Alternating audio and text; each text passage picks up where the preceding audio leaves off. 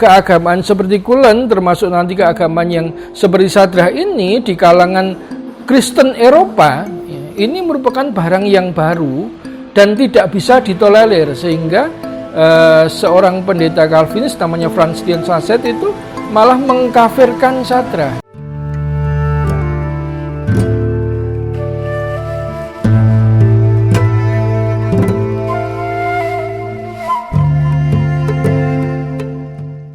Bismillahirrahmanirrahim. Assalamualaikum warahmatullahi wabarakatuh. Alhamdulillahirabbil alamin.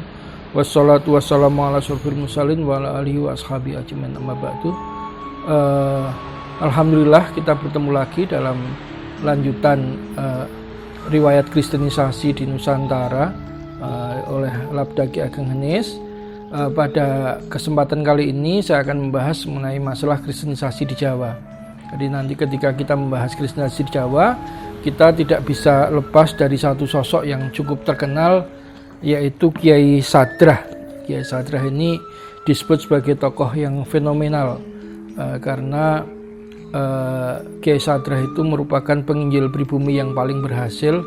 Banyak orang yang berhasil dibaptiskan. Kemudian dikisahkan Kiai Sadrah ini juga punya latar belakang pendidikan pesantren. Dia juga disebut kiai dan bahkan dia dikatakan mengalahkan debat dengan kiai-kiai yang akhirnya kiai-kiai yang kalah debat dengan Sadrah itu masuk Kristen. Nah, ini akan kita telusuri fakta-fakta ini. Yang pertama kita akan kupas bagaimana sebetulnya awal pertemuan Kristen dengan kebudayaan Jawa, karena ketika misi Kristen masuk ke Jawa ini dimulai sejak masa Raffles, itu baru mengawali, tetapi nanti kemudian menjadi gerakan yang sifatnya masif dan didukung negara itu pasca kekalahan Pangeran Diponegoro dalam Perang Jawa. Jadi kata Philip van Ackeren, setelah Pangeran Diponegoro ini yang didukung oleh seluruh lapisan masyarakat Jawa ini kalah, muncul semacam inferioritas dalam tubuh masyarakat Jawa. Apakah betul Islam ini ampuh, kok musuh sama Kristen itu kalah? Nah, inilah yang ditangkap oleh pihak kolonial sehingga dia menggerakkan secara masif kristenisasi di Pulau Jawa. Yang sebelumnya kita tahu Belanda fokus pada daerah penghasil rempah-rempah saja. Kemudian untuk memasukkan Kristen ke dalam masyarakat Jawa itu ternyata tidak gampang, karena waktu itu kondisi keagamaan masyarakat Jawa itu sudah seperti apa yang dikatakan Rickleff, terjadi sintesis mistik Islam Jawa. Jadi antara kejawaan dan keislaman itu menyatu, sehingga orang itu mendeklar apakah dia sholat atau tidak sholat, apakah dia sudah puasa atau belum, tapi dirinya sebagai muslim. Sehingga Kristen ini susah payah untuk bisa masuk ke dalam masyarakat Jawa. Apalagi sistem keagamaan antara Kristen dengan Jawa itu lain. Seperti sudah kita singgung pada pertemuan yang dulu, Kristen itu adalah agama yang terorganisasi. Sementara spiritualitas masyarakat Jawa itu lebih bersifat kontemplatif dan individual. Hanya pada upacara-upacara keagamaan saja dia bergantung kepada pimpinan agama. Jadi misalkan seperti acara tahlilan itu yang mimpin ya santri, doanya bahasa Arab. Tapi keagamaan yang melekat pada diri orang Jawa itu ya keagamaan yang meningkatkan spiritualitas pribadi seperti tirakat, wiridan dan sebagainya. Nah, itu ternyata susah untuk masuk ke situ, sehingga Kristen itu baru bisa masuk ke dalam masyarakat Jawa dalam pengertian bukan kalangan elit. Kalau yang masuk ke kalangan elit itu kan terutama di kalangan guru ketika didirikan sekolah guru untuk sekolah-sekolah politik etis Belanda. Nah, untuk kalangan masyarakat bawah ini menariknya yang memasukkan Kristen pertama kali ke masyarakat bawah ini justru bukan pendeta ataupun gereja, ya, tetapi orang yang namanya Konrad Lorenz Kulen. Nah, Kulen ini ayahnya adalah seorang Rusia yang dia bermigrasi ke Jawa dan menjadi tentara bayarannya Belanda. Nah, kemudian Kulen ini menikah dengan orang Surabaya, perempuan kalangan bangsawan, orang Surabaya. Jadi dalam diri Kulen ini mengalir dua hal. Yang pertama pemikiran keagamaan Kristen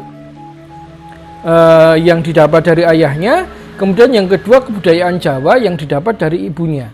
Sehingga Kulens ini sangat cinta kepada wayang kulit misalkan. Ya, dia sangat cinta kepada budayaan Jawa. Sehingga Kulen inilah yang nanti kemudian membuat konstruksi Kristen yang berbeda dengan konstruksi Kristen Eropa.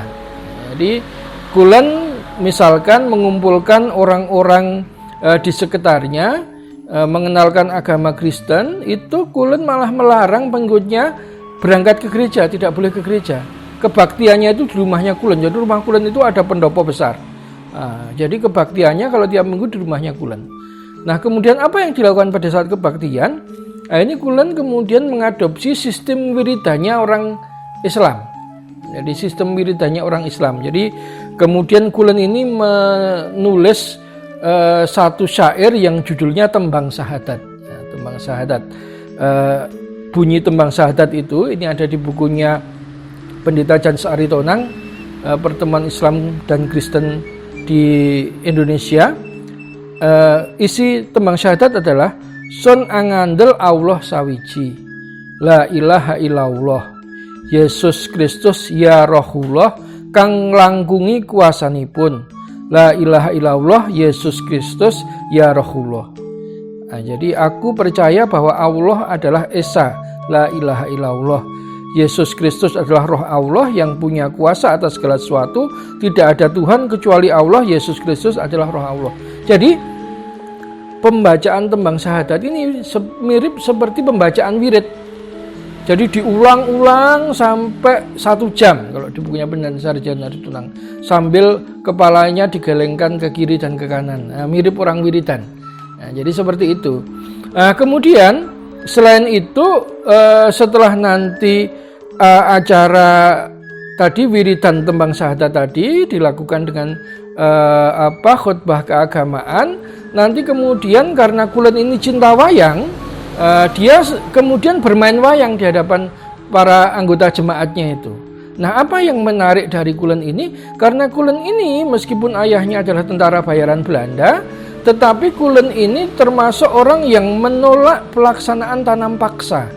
Sehingga di mata masyarakat Jawa, Kulen ini punya pandangan yang heroik karena dia menentang kebijakan Belanda yang menyengsarakan masyarakat. Nah, apa yang dilakukan Kulen ini ternyata kemudian sangat efektif karena kemudian nanti dari padepokannya Kulen inilah lahir penginjil-penginjil pribumi awal seperti Matius Ni, Paulus Tosari, Ibrahim Tunggul Wulung dan sebagainya. Dan memang Kulen menekankan supaya para pengikutnya itu tidak mengambil permusuhan dengan orang Islam. Jadi seperti Ibrahim Tunggul Wulung itu dia melarang pengikutnya untuk menghina Nabi Muhammad misalkan, itu dilarang. Jadi prinsip harmoni yang menjadi watak orang Jawa itu diperhatikan betul oleh Kulen. Nah, sejak saat itulah kemudian Kristen mulai tersebar di masyarakat Jawa. Mulai banyak orang berbondong-bondong untuk belajar agama Kristen kepada Kulen, dan dari sinilah nanti kemudian Kristen itu menyebar. Nah, kalau kita perhatikan nanti riwayat hidup Sadrah ini tidak bisa lepas dari apa yang sudah disebarkan Kulen ini, karena termasuk nanti salah satu orang yang menguatkan Sadrah untuk masuk Kristen adalah Ibrahim Tunggul Wulung, Kiai Ibrahim Tunggul Wulung ini. Jadi inilah yang kemudian nanti di dalam corak keagamaannya ini menarik, karena keagamaan seperti Kulen termasuk nanti keagamaan yang seperti Sadrah ini di kalangan Kristen Eropa ini merupakan barang yang baru dan tidak bisa ditolerir, sehingga seorang pendeta Calvinis namanya Franz de Sasset itu malah mengkafirkan Sadrah. Dia menyatakan Sadrah ini membuat satu kekristenan yang tidak memberikan tempat kepada Kristus. Nah, gitu loh. Jadi kekristenan itu kekristenan cara Islam. Karena apa? Nanti misalkan Sadrah di dalam kebaktiannya ketika dia sudah besar dan di Karangjoso mempunyai gereja sendiri, Sadrah ini menyebut gerejanya tidak sebagai gereja, tetapi sebagai masjid, masjid Kristen. Kemudian sebelum memulai kebaktian, Sadrah ini memukul beduk dan kentongan. Sebagaimana kalau orang Islam mau sholat, kalau orang di musola kampung itu memukul beduk dan kentongan. Beduk dipukul sebelum adzan, kemudian kentongan itu dipukul menjelang iqamah. Kemudian nanti setelah mukul beduk, kentongan, ada khotbah keagamaan, nanti masyarakat pulang itu membawa besekan berkat. Besekan berkat sebagaimana orang Jawa yang selamatan. Nah, ini menarik. Oleh karena itu menurut saya sosok Kiai Sadrah ini perlu diungkap lebih jauh, karena sosok inilah yang dianggap sebagai penginjil yang paling sukses, yang meletakkan dasar-dasar kekristenan ke orang Jawa. Seperti apakah sebetulnya sosok Sadrah, kemudian bagaimana corak kekristenan Sadrah, itu nanti yang akan kita bahas pada edisi berikutnya.